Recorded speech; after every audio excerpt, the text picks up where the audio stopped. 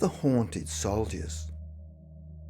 It was during World War II when the following ghostly incidents happened to two soldiers from the 52nd Australian Searchlight Unit who were stationed at an old house in Shirley Road, Wollstonecraft, Sydney. It was 1943 when 25-year-old Private Leslie Knibb had been transferred to the unit.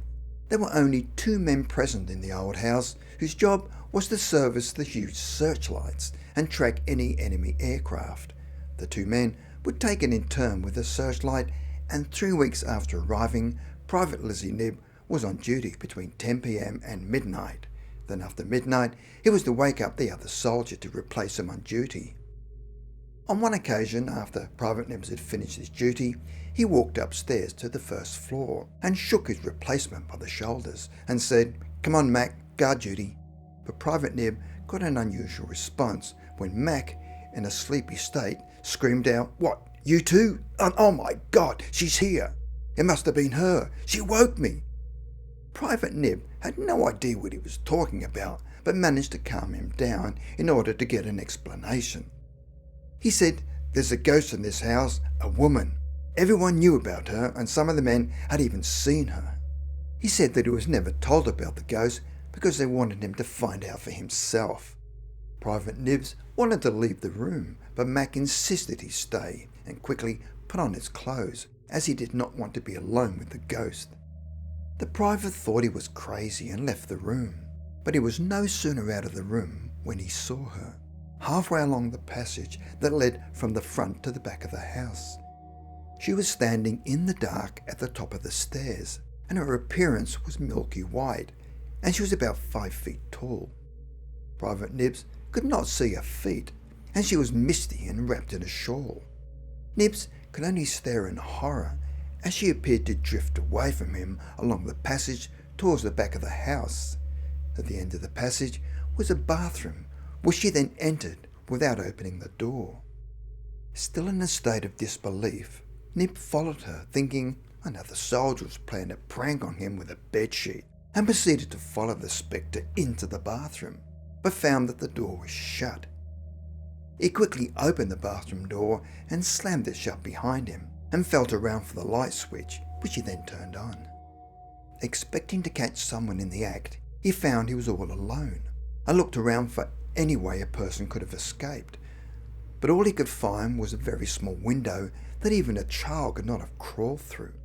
However, it was not just that he realised that he had really seen a ghost, but the fact that the room was freezing. It was a cold that he had never felt before, and there was a terrible deathly smell of decay. He ran out as quickly as he could, and was now sharing the other soldiers' fears. On another occasion, he was sitting alone in a downstairs room with the unit's pet, which was a cattle dog. They were sitting together in front of the fire as Private Knibb was reading, and then he heard the sound of footsteps on the stairwell, as if they were walking down the stairs. Both Knibb and the dogs looked at each other, but instead of expecting to see where the footsteps were coming from in order to greet another soldier, the dog did the exact opposite and ran out of the house in a panic and out of the front gate. Something unnatural had definitely spooked him. Private Knibb found him 2 streets away, shaking under a streetlight. Knibb then picked him up to take him back to the house, but when they reached the front gate, the dog panicked again and clawed his way free and ran away again. Some of the soldiers found him at the station and managed to calm him down and entice him back into the house. Thankfully, Private Les Knibb never experienced any more hauntings whilst he was billeted at the house. The meeting. Jan Chu lived in Maroubra, a beachside suburb in the eastern suburbs of Sydney. Growing up, Jan was an only child and had lost a father at 16. Jan grew up with just her mother and herself in the home, and said that her mother was not a happy woman and was in fact downright miserable. Although they spent a lot of time together and would often talk, she never considered them close friends. Her mother passed away on the 7th of June 1986. A few weeks later, on the 30th of June, she remembered it had been a census night, but could not be bothered filling out the form. As luck would have it, Her girlfriend had invited her to stay the weekend at her place. A friend said that she'd put her details on the census form and would put her down as a visitor. Later that evening, as Jan was lying in bed in the spare room and was staring at the ceiling, she suddenly felt herself being lifted up and transported somewhere. The next second, she found herself back at home in the lounge room. She was sitting on the floor, which she often liked to do, and looking back at her was her mother, looking as solid as if she was still alive. She was wearing slacks and a t-shirt and appeared to be floating. What surprised her even more was that she was actually smiling, which was totally out of character from when she was alive. She looked light, peaceful, and without a care in the world. Jan had never seen such a change in her mother, and she looked so happy.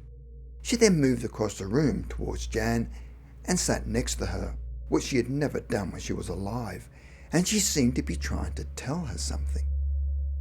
At the same time, Jan had so much as she wanted to tell her mother, despite the fact that they were miserable together.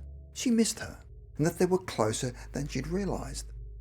Her mother was earnestly trying to talk to her, but Jan was only able to pick up a few words, and it was hard to recall what she was actually saying. But it was something about marriage and waiting, but the rest seemed to be blocked out. Jan then said to her mother, "I've seen your dead body. You can't die a second time, and besides, I've given all your clothes away." At that, her mother threw her head back and started laughing, which she'd never seen her do in her life. She thought it must have been wonderful, and she wanted a piece of happiness too.